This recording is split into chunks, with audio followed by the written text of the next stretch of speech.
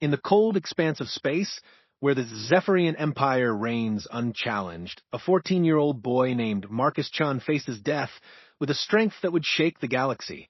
A refugee, an orphan, and a hero, he had helped countless humans escape the chains of slavery. But as the Empire prepared to end his life on public broadcast, he spoke only 2 words that would reverberate through every corner of the universe. "Tell my father, the wolves are coming." What the Empire did not know was that Marcus's death was no ordinary execution. The broadcast went viral, reaching every system, but Earth, humanity's home, remained eerily silent. As the Zephyrian Empire celebrated their victory, something dark stirred in the shadows of their empire. Intelligence reports uncovered something they were never meant to know: the legend of the Shadow Protocol and a figure known only as the Ghost. And so, the hunt began. Not for boy, not for man, but for something much darker. A human whose name was feared, whose vengeance was inevitable, and whose love for his son would bring the entire galaxy to its knees. As the Empire's elite soldiers scoured the stars, they didn't realize they weren't hunting a man. They were being hunted by a force beyond their comprehension. The broadcast the execution platform floated in the void of space, a gleaming monument to Zephyrian power. Thousands of alien spectators filled the viewing decks, their multiple eyes and appendages creating a sea of eager anticipation. Holographic displays transmitted the event across 17 star systems, ensuring that every corner of the Zephyrian Empire would witness this moment of absolute authority. Marcus Chun stood at the center of it all, his small human frame dwarfed by the massive crystalline structure beneath his feet. At 14 years old, he barely reached the chest of the shortest Zephyrian guard, yet something in his posture commanded attention. The neural restraints around his wrists hummed with energy, preventing any chance of escape, but Marcus didn't struggle. He simply stood there, brown eyes scanning the crowd with a calmness that unsettled even the most hardened spectators. Emperor ZYX then rose from his obsidian throne, his serpentine form towering 12 feet above the platform. The crown of living metal on his head pulsed with bioluminescent patterns, each flash synchronized with his heartbeat. When he spoke, his voice boomed through translation devices, ensuring every species present could understand his words. Citizens of the Empire, ZYX then began, his forked tongue tasting the air between words. Today we witness the price of defiance. This human child stands accused of the most heinous crimes against our great civilization. He has smuggled weapons to rebel colonies. He has spread seditious propaganda among the slave populations. Most damning of all, he has helped 17 human families escape their rightful service to our empire. A wave of hisses and growls rippled through the audience. The Zephyrians had conquered dozens of species over the centuries, but none had proven as troublesome as humans. Too clever to be simple laborers, too stubborn to be proper slaves, and too dangerous to be ignored. This public execution was meant to send a clear message to any human who might consider following Marcus's example. Marcus listened to the charges without reaction. His face remained impassive, but those who looked closely might have noticed his lips moving silently, as if he were counting or perhaps reciting something to himself. The scars on his hands told the story of his short life: burns from plasma cutters, cuts from broken shackles, the raised welts where neural compliance chips had been forcibly removed. The penalty for such crimes, ZYX then continued, is death by molecular dissolution. The condemned will be reduced to their component atoms, their very existence erased from the universe. Let this serve as a warning to all who would defy the natural order. The molecular dissolution chamber descended from above, its transparent walls shimmering with contained energy. The crowd leaned forward in anticipation. This was the Empire's most feared method of execution, a slow and agonizing process that left nothing behind but scattered particles. As the guards moved to escort Marcus into the chamber, Emperor ZYX then raised a scaled hand. Before sentence is carried out, does the condemned have any final words? Marcus looked up at the Emperor, then at the sea of alien faces surrounding him. For a moment, his composure cracked, and something deeper showed through. Not fear, but a profound sadness. When he spoke, his voice carried clearly through the arena's acoustics. "I forgive you," he said simply. "All of you. You don't know what you're doing." He paused, seeming to gather himself. "But there's one thing you should know. My father told me that if I ever got in trouble, really serious trouble, I should give you a message." The Emperor's eyes narrowed. "What message, human whelp?" Marcus smiled for the first time since his capture. It was a sad smile, but there was something else in it, something that made several guards step back involuntarily. "Tell my father the wolves are coming home." The words seemed to hang in the air like a physical presence. Emperor ZYX then waited for more, but Marcus simply closed his eyes and stood perfectly still. The guards resumed their positions, guiding him into the dissolution chamber. The energy field activated with a low, humming sound that grew steadily louder. Marcus Chin died as he had lived, without fear, without hatred, and without breaking. The molecular dissolution took exactly 4 minutes and 37 seconds. When it was finished, nothing remained but empty space and the lingering echo of his final words. The crowd began to disperse, chattering excitedly about the entertainment they had witnessed. Emperor ZYX then nodded in satisfaction, already planning the next phase of his campaign against human resistance.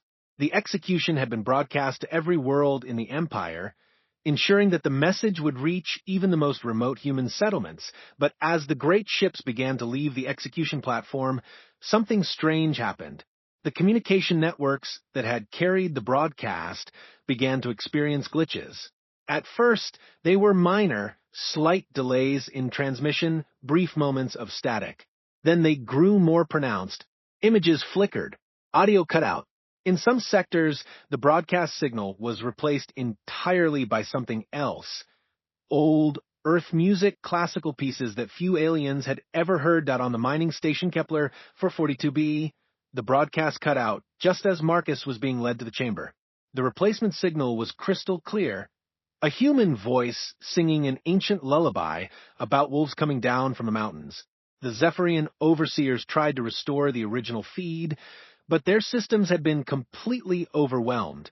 Similar incidents occurred across the Empire. On Titan Station, the broadcast was replaced by what appeared to be archival footage of Earth's forests, endless miles of trees swaying in the wind, as if the planet itself were breathing. On the industrial world of Proxima 7, the signal became a repeating message in dozens of human languages. The children are watching. The children remember. Within hours, the Empire's intelligence services were scrambling to understand what was happening. The disruptions seemed random, but there was a pattern to them. They were concentrated in areas with large human populations. More disturbing still, the humans themselves seemed to be expecting it. Where normally they would have been cowering in their quarters after witnessing such an execution, they were gathering in small groups, speaking in hushed tones. Admiral Kreshtar, the Empire's chief intelligence officer, found herself staring at a wall of monitors displaying the growing chaos. Her 4 arms moved independently, operating different control panels as she tried to make sense of the situation. The data streams were overwhelming, thousands of minor incidents, all connected to the execution broadcast. "Commander," she barked at her aide, a young Zephyrian with barely visible scales. "What do we know about the human child's father?" The aide consulted his data pad nervously. "Very little, Admiral. David Chun, listed as a maintenance worker on the processing station at Wolf 359. No criminal record, no known connections to resistance groups. He's been employed there for 7 years, completely unremarkable." "Unremarkable," Kreshtar repeated, her voice dripping with skepticism. "And yet, his son managed to coordinate the escape of 17 families right under our noses. Run a deeper search. I want to know everything about this David Chun." The aide's claws clicked rapidly against his pad. "Admiral, there's something strange. The deeper we dig, the less information we find. His employment records go back 7 years, but before that, it's as if he didn't exist. No birth records, no education history, no family connections except for the son." Kreshtar's tail lashed with agitation. "That's impossible. The Empire maintains detailed records on every human in our territory. They're all descendants of the refugees from Earth's destruction. Yes, Admiral, but the aide hesitated. There are gaps in our records, particularly around the time of Earth's fall. Many humans were processed through temporary facilities, and some documentation was lost. Lost? Kreshtar hissed. Nothing is lost. Everything is catalogued, everything is tracked. Unless... She paused, a cold realization creeping over her. Unless someone made sure it was lost. The aide looked confused, but Kreshtar was already moving to another console. Her fingers flew over the controls, accessing the Empire's most classified databases. What she found made her blood run cold. Buried deep in the military archives, protected by layers of encryption and security protocols, was a single file marked with symbols she didn't recognize. The header read, Earth Resistance Shadow Protocol Classification Level Extinction Event. The file was mostly corrupted, but fragments remained. References to deep cover operatives and sleeper agents. Mentions of training programs that didn't appear in any official records. And scattered throughout, like breadcrumbs leading to a terrible truth, were references to something called the Pack. One fragment was particularly chilling. Should the Shadow Protocol be activated, all conventional military responses should be considered inadequate. Recommend immediate evacuation of all non-essential personnel from affected sectors. The humans have contingencies we do not understand. Kreshtar leaned back in her chair, her forearms trembling slightly. The execution of Marcus Chun had been broadcast to send a message of imperial power. But now she was beginning to suspect that they had sent an entirely different message. Instead, across the Empire, in the darkest corners of space stations and mining colonies, humans were receiving that message. They spoke to each other in languages the Empire had never bothered to learn, using codes that had been passed down through generations of survivors.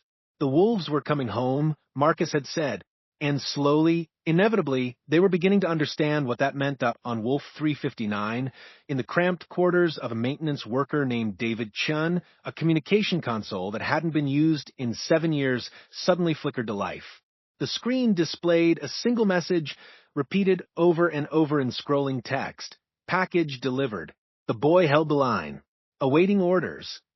David Chun stood in the darkness of his quarters, his weathered hands hanging at his sides. For 7 years, he had been a model citizen of the Empire. He had fixed their machines, followed their rules, and raised his son to be invisible in a universe that wanted to erase them both. Now his son was dead, executed for the crime of believing that humans deserved better than slavery. The message continued scrolling across the screen. David reached out slowly, his fingers hovering over the keyboard. 7 years of careful hiding, of patient waiting, of building a life in the shadows.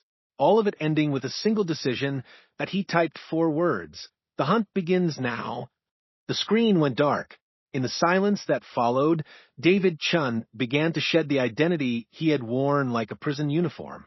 The maintenance worker was gone, dissolved as completely as his son had been. What remained was something the Empire had never truly understood, never properly cataloged, and never adequately prepared for. The wolves were coming home, and they were hungry. The hunt begins. The morning shift klaxon echoed through the corridors of Wolf 359 station, its harsh tone cutting through the usual sounds of machinery and alien chatter. David Chun walked to his assignment terminal as he had every day for 7 years, his tool belt jangling softly with each step. To the casual observer, he appeared exactly as he always had, a middle-aged human with calloused hands and tired eyes, invisible among the thousands of workers who kept the Empire's infrastructure running. But something had changed in the 12 hours since Marcus's execution. The change was subtle, almost imperceptible, but it was there in the way David moved through the corridors. His steps were more purposeful, his eyes more alert. 7 years of carefully maintained mediocrity were beginning to fall away, like shed skin. The assignment terminal chirped as David approached, displaying his daily tasks in the Empire's standard script. Routine maintenance on the atmospheric processors, level 7. Repair work on the communication arrays, level 12. Standard assignments for a standard worker. David acknowledged the orders with a nod, then walked to the maintenance bay to collect his equipment. The bay was a cavern of metal and machinery filled with the tools necessary to keep a space station operational. David moved through it with practiced efficiency, gathering plasma cutters, molecular welders, and diagnostic equipment. To anyone watching, he appeared to be following his normal routine. They couldn't see the additional items he palmed with movements too quick for alien eyes to follow. Components that had been carefully hidden over the years, waiting for a day that might never come. The irony wasn't lost on him. The Empire's obsession with documentation and control had given him everything he needed to penetrate their most secure facility. That David's official assignment was to inspect the environmental systems on the palace's lower levels. It was routine work, the kind of task that drew no attention from the palace's security forces. But it also gave him access to the service tunnels and maintenance shafts that ran throughout the structure like a hidden circulatory system. As he worked, David began to implement the final phase of his plan. The modifications were subtle, almost invisible to anyone who wasn't looking for them. A slight adjustment to the atmospheric processors that would create localized pressure changes.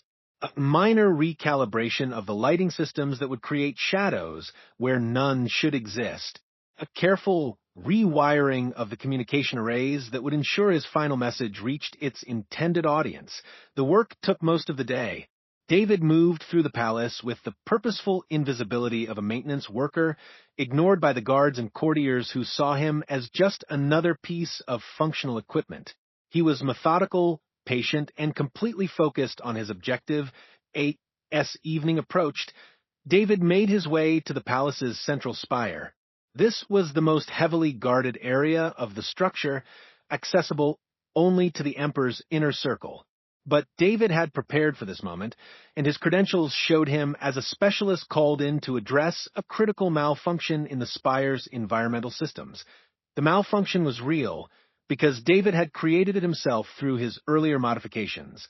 The atmospheric processors were producing micro-fluctuations that wouldn't harm anyone but would trigger the palace's safety protocols. It was the kind of problem that demanded immediate attention, regardless of the time or location. That David's escort was a single guard, a young Zephyrian who seemed more interested in his communication device than in watching the human technician. They rode the elevator to the spire's upper levels in silence, the guard occasionally glancing at David with the casual indifference of someone who had never imagined that a maintenance worker could be a threat. The Emperor's private chambers occupied the entire top floor of the spire, a vast space that served as both residence and throne room. The ceiling was transparent, offering a view of the stars that had bowed to imperial authority. At the center of the chamber, surrounded by floating holographic displays showing the Empire's vast territories, sat Emperor ZYX than himself. The Emperor was even more imposing in person than he had appeared during Marcus's execution. His serpentine form coiled around a throne of living metal, his crown pulsing with the same rhythmic patterns as his heartbeat. When he spoke, his voice carried the authority of absolute power. "You have 5 minutes to resolve this issue," ZYX then said without looking at David. "The atmospheric fluctuations are disrupting my meditation cycles." David nodded and began to work, connecting diagnostic equipment to the environmental control systems. The guard stood by the elevator, clearly bored by the routine nature of the assignment. Neither of them noticed as David made a subtle adjustment to his equipment, activating a signal that would disable the spire's internal security systems. The changes were almost imperceptible at first. The lights dimmed slightly, creating pools of shadow in the corners of the chamber. The atmospheric processors began to produce a barely audible humming sound. The holographic displays flickered, their images becoming unstable. Emperor ZYX then's eyes narrowed as he noticed the changes. "What are you doing, human?" David looked up from his equipment, and for the first time his careful facade began to slip away. The tired maintenance worker was gone, replaced by something harder, more focused. When he spoke, his voice carried an edge that made the guard reach for his weapon. "I'm here about my son," David said, simply. The Emperor's expression shifted from annoyance to confusion. "Your son? I don't understand." Marcus Chun, David continued, his voice remaining steady despite the emotion that flickered behind his eyes. 14 years old. You executed him 4 weeks ago. The second incident followed 3 days later. General Vorth A.K., commander of the station's military forces, awoke to find his personal communication device displaying a message that shouldn't have been possible. The device was encrypted with quantum algorithms that made unauthorized access theoretically impossible. Yet there it was, a simple message in perfect Zephyrian: your son was the same age. General Vorth A.K. had never told anyone about his son, who had died in a training accident 15 years earlier. The information wasn't in any official records, wasn't connected to any database that a human maintenance worker could access. Yet somehow David Chun had known. The third incident was more direct. Commander S.Y. Chul, the officer who had personally overseen Marcus's execution, found himself locked in a maintenance shaft for 6 hours. When he was finally discovered, he was babbling about golden eyes in the darkness and a voice that spoke his name with perfect pronunciation. The security cameras showed that he had entered the shaft alone, but the internal sensors had malfunctioned, making it impossible to determine what had happened inside. Admiral Kreshtar began to see the pattern.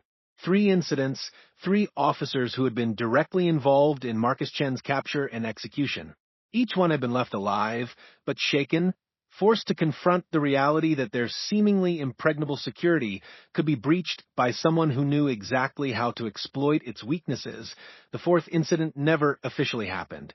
Security Chief Malthur simply disappeared from his quarters one night, leaving behind only a note written in his own blood. The pack remembers. When he was found 3 days later, he was sitting in his office chair, staring at a wall display that showed a continuous loop of Marcus Chen's execution.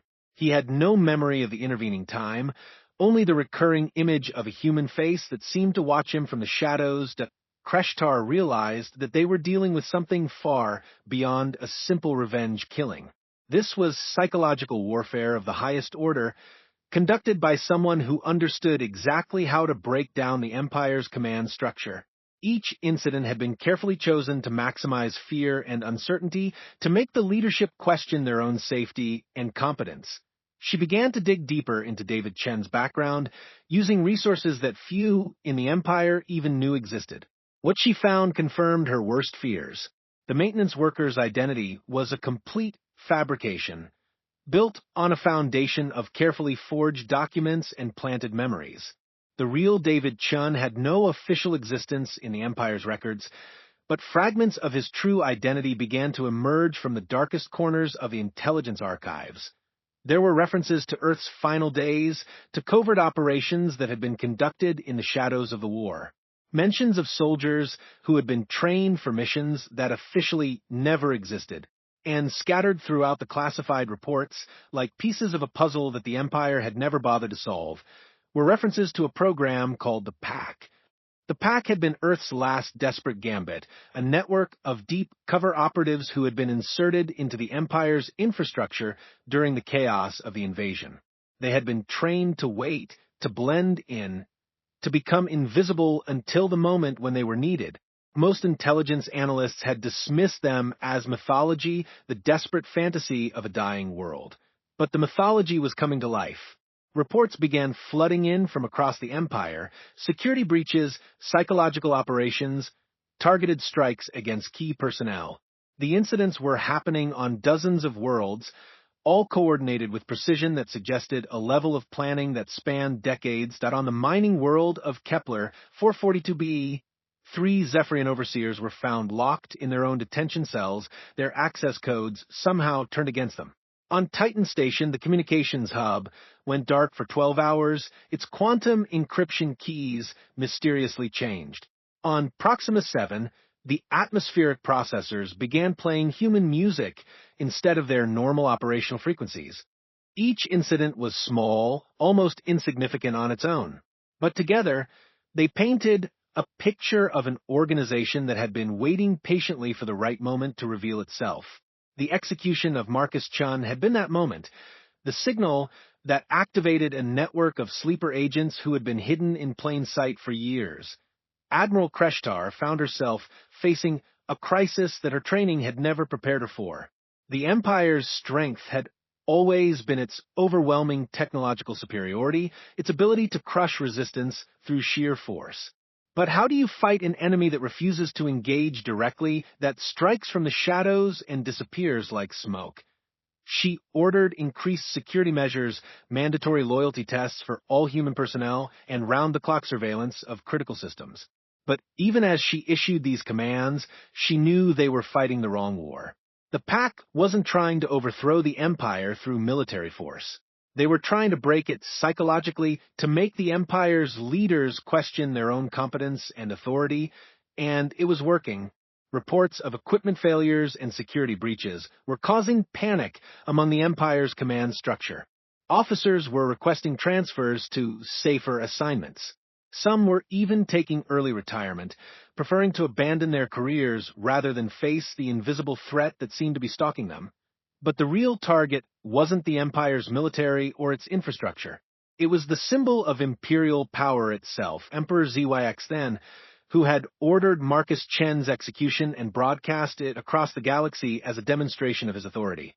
The Pack was coming for him, and they were going to make sure that the entire galaxy watched when they found him.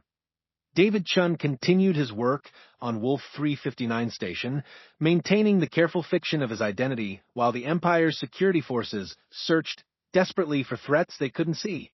He was patient, methodical, and completely invisible, just as he had been trained to be all those years ago when Earth had realized that conventional warfare would never be enough to defeat the Empire. The wolves were coming home, and they remembered every slight, every cruelty, every child who had died in the Empire's name. Marcus Chen's execution had been broadcast to send a message of imperial power. But it had accomplished something else entirely. It had awakened something that the Empire had never imagined could exist. The hunt was just beginning. Part 3. The Reckoning. The Imperial Palace floated in the void like a crystalline cathedral, its spires reaching toward distant stars.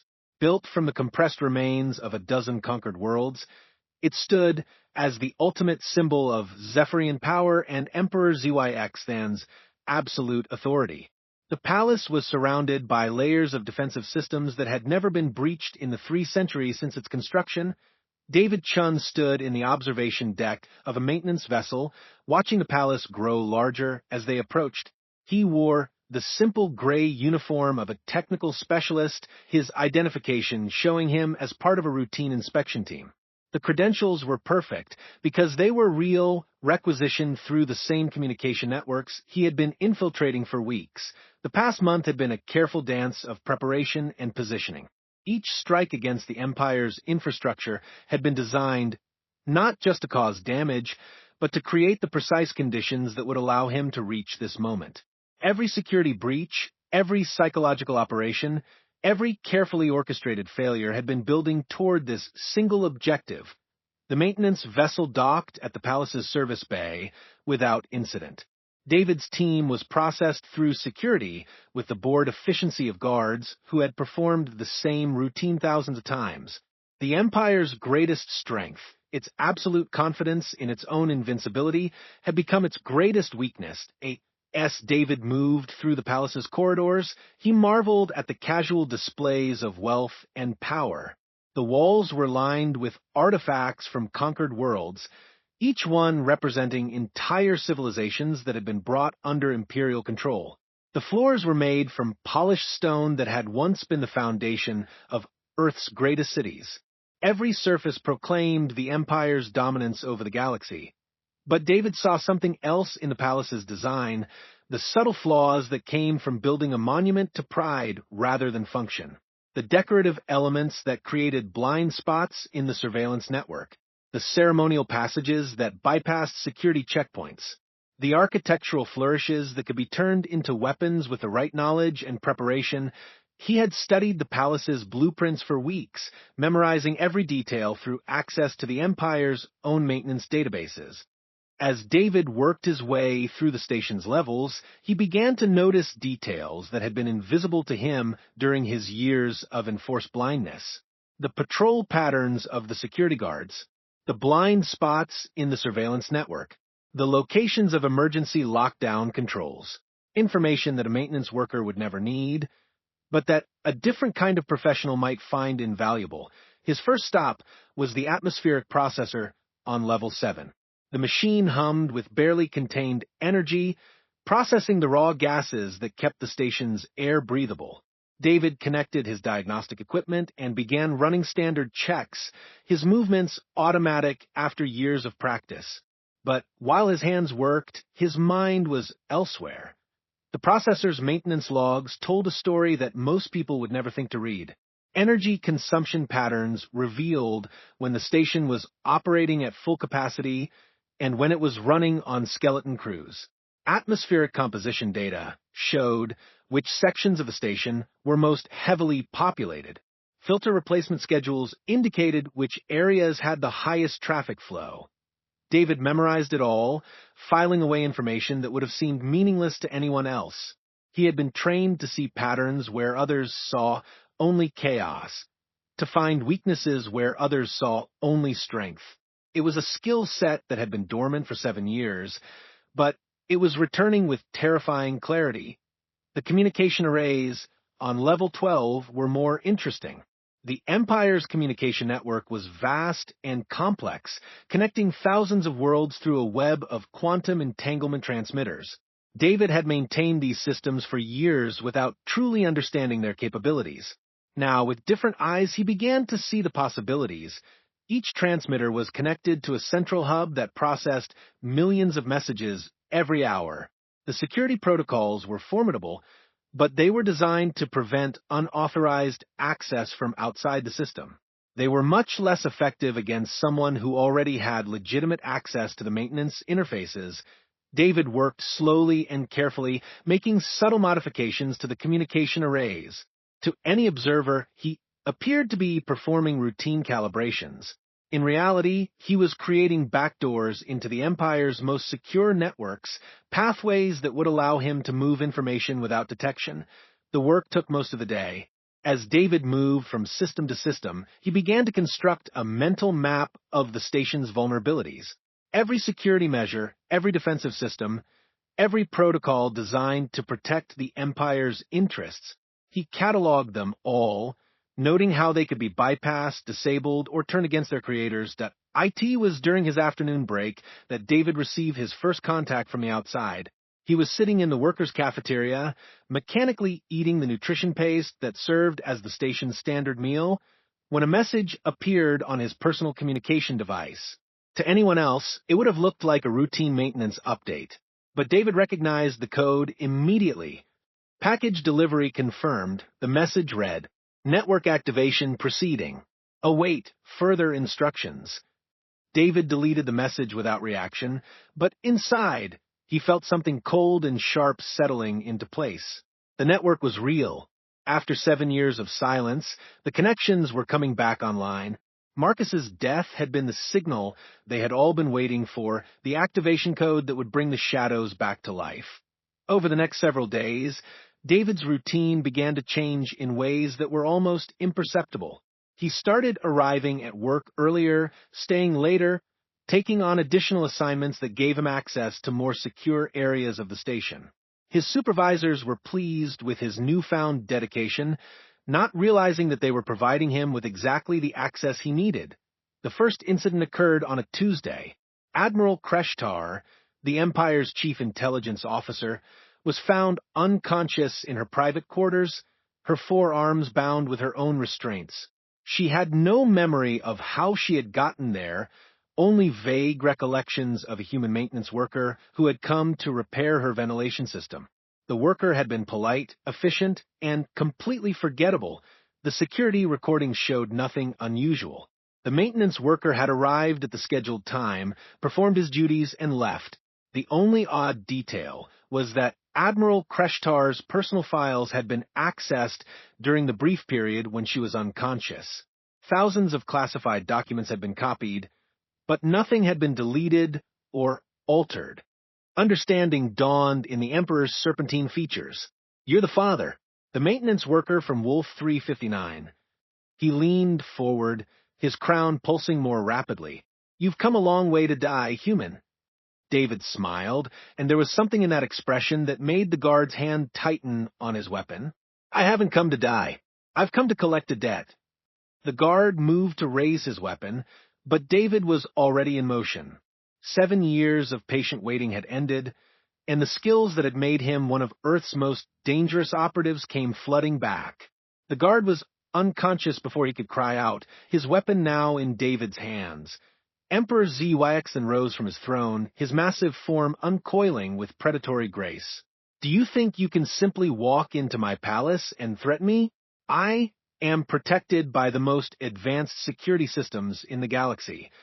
"We're protected," David corrected, gesturing to the flickering holographic displays. "Your security systems are currently experiencing some technical difficulties. The kind that happen when a maintenance worker who knows exactly how they function decides to make some adjustments." The Emperor's eyes widened as he realized the implications. "You've been planning this for weeks." "Years," David replied. "Ever since I realized that my son would never be safe in a galaxy ruled by creatures like you." Marcus was just the trigger. The real work started long before he was born. The lights in the chamber began to dim further, and the holographic displays shifted to show something new, images from across the Empire. Security breaches, equipment failures, officers found unconscious in their quarters. The pattern that Admiral Kreshtar had been trying to understand suddenly became clear. "You're not just one man," the Emperor said, his voice carrying a note of something that might have been fear. "You're part of something larger." David nodded. "The Pack, Earth's final gift to the galaxy. We've been waiting, watching, learning. And now, thanks to you, we're ready to remind the universe what happens when you threaten human children." The Emperor's crown pulsed rapidly now, betraying his growing agitation. "You cannot hope to defeat the Empire with terrorism and sabotage. We have fleets, armies, entire worlds at our command." "I don't need to defeat the Empire," David said, his voice carrying the calm certainty of someone who had already won. "I just need to defeat you. And I need to make sure that every world in the galaxy watches when I do it." The holographic displays shifted again, showing the same communication networks that had broadcast Marcus's execution. But now, they were under David's control, hijacked through the same systems he had been infiltrating for weeks. The execution chamber was about to become a stage once again, but this time the roles would be reversed. Emperor ZYX then realized what was happening and lunged forward, his massive form moving with surprising speed. But David was ready. The guard's weapon discharged, its energy beam catching the Emperor in the chest and sending him crashing back into his throne. The Emperor wasn't dead, but he was wounded, his crown flickering erratically as his life signs became unstable. David approached slowly, the weapon trained on the fallen ruler. "You broadcast my son's death to show your power," David said, his voice carrying across the communication networks to every world in the Empire. "You wanted the galaxy to see what happens to humans who defy you. So, I'm going to show them what happens to aliens who murder human children." The Emperor tried to speak, but David cut him off. "You had a choice. You could have been content with your empire, your power, your conquests. But you chose to make it personal. You chose to kill a child to send a message. So now I'm going to send one back." The final shot was clean and precise. Emperor ZYX then died as Marcus had died, watched by millions across the galaxy. But where Marcus had faced death with courage and dignity, the Emperor died with fear in his eyes and the knowledge that his absolute power had been an illusion. David stood over the fallen Emperor, his image broadcast across every world in the Empire. When he spoke, his voice carried the authority of someone who had just changed the course of galactic history. "My name is David Chun," he said, his words reaching billions of beings across the galaxy. "For weeks ago, you watched this creature execute my son." Marcus was 14 years old. His crime was helping other humans escape slavery. His punishment was death. David's image filled screens across thousands of worlds, his face calm but his eyes burning with controlled fury. You were meant to learn that humans are weak, that we can be broken, that our children can be killed to send messages about imperial power. But you learned something else instead.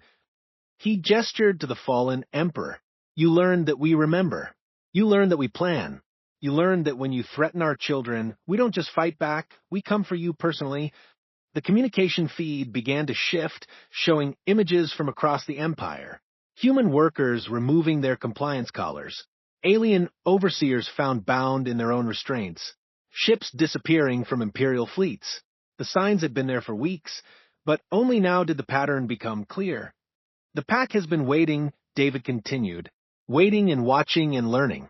We know your schedules, your weaknesses, your fears. We know which of you ordered Marcus's death, which of you watched it for entertainment, which of you cheered when a child died. The camera pulled back to show the Emperor's throne room, the symbols of imperial power now darkened and silent. This empire was built on the belief that might makes right, that superior technology grants the right to enslave entire species.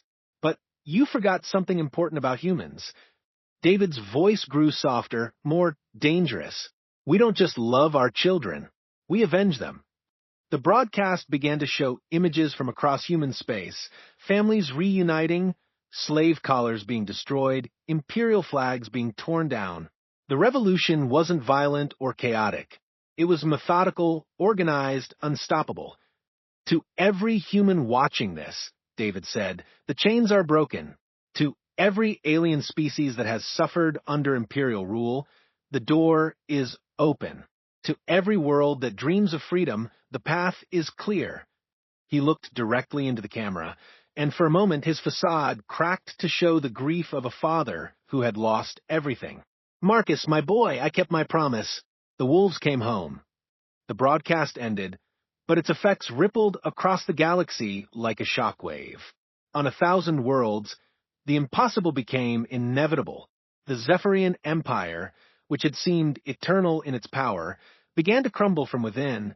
David Chin walked to the throne room's viewing wall and looked out at the stars. Somewhere among them, his son's sacrifice had lit a fire that would burn across the galaxy. The pack was moving, and they would not stop until every human child could sleep safely. The hunt was over. The reckoning had begun and the weeks that followed, historians would struggle to explain how a single maintenance worker had brought down the most powerful empire in galactic history. They would study the technical aspects of his infiltration, the psychological warfare he had employed, the network of operatives he had activated. But they would miss the most important truth. David Chun hadn't defeated the Zephyrian Empire through superior technology or military tactics. He had defeated it through something far more powerful, the love of a father for his child and the terrible certainty of a parent's vengeance. The galaxy had learned what Earth had always known. There is no force in a universe more dangerous than a human being fighting for their family. And there is no power great enough to stand against a parent's love. Marcus Chun had died, believing that his sacrifice meant something. His father had made sure that belief became reality. The stars themselves would remember their names, and the children of 1,000 worlds would grow up free, because a 14-year-old boy had faced death without fear, and his father had made the galaxy pay the price for taking him away. The pack had kept their promise. The wolves had come home, and they had reminded the universe why humans, for all their apparent weakness, were never to be underestimated when their young were threatened. In the end, it wasn't technology or superior firepower that changed the course of galactic history. It was something far simpler and far more powerful. The unbreakable bond between a father and his son, and the terrible justice that flows from love betrayed. The Empire had broadcast Marcus's execution to demonstrate their power. Instead, they had awakened something that would haunt their dreams and hunt their leaders until the last trace of their tyranny was erased from the stars. The revolution had begun with a child's final words. "Tell my father the wolves are coming home." It ended with the galaxy learning exactly what those words meant at the end.